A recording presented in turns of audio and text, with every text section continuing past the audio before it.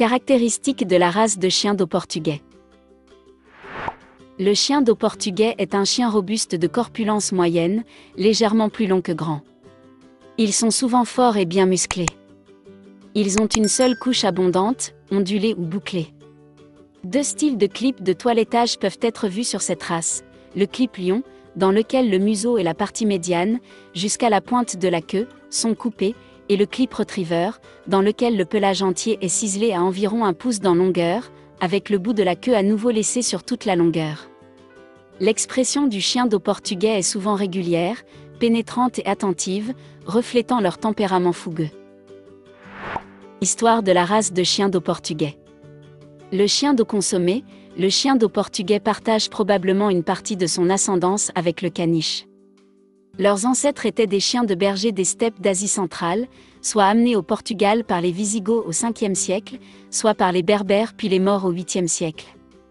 Une fois au Portugal, ils se sont distingués par leur affinité pour l'eau, en rassemblant finalement les poissons dans des filets, en récupérant les filets ou l'équipement perdu et en servant de courrier bateau-bateau ou bateau-rivage. Plus tard, les chiens faisaient partie d'équipages de chalutiers pêchant dans les eaux du Portugal à l'Islande. La race est connue dans son pays d'origine sous le nom de Cao de Haga, prononcé comme d'Agua, ce qui signifie chien d'eau. Ils viennent dans une variété à poils longs connue sous le nom de Cao de Haga de Pelo ondulado et une variété à enrobage bouclé connue sous le nom de Cao de Haga de Pelo encaradolado. Avec la disparition des méthodes de pêche traditionnelles, les pêcheurs portugais et leurs chiens ont commencé à disparaître de la côte au début du XXe siècle. La race a été sauvée en grande partie grâce aux tentatives d'un homme, le docteur Vasco Bansuade, un riche magnate de la navigation. Il a promu la race et, grâce à ses efforts, le club de race a été réorganisé.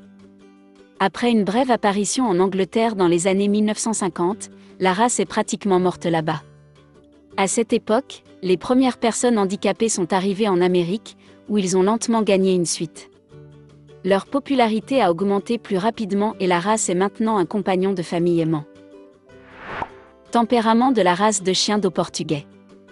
Le chien d'eau portugais grégaire est un chien aimant s'amuser, aimer la famille et aimer l'eau.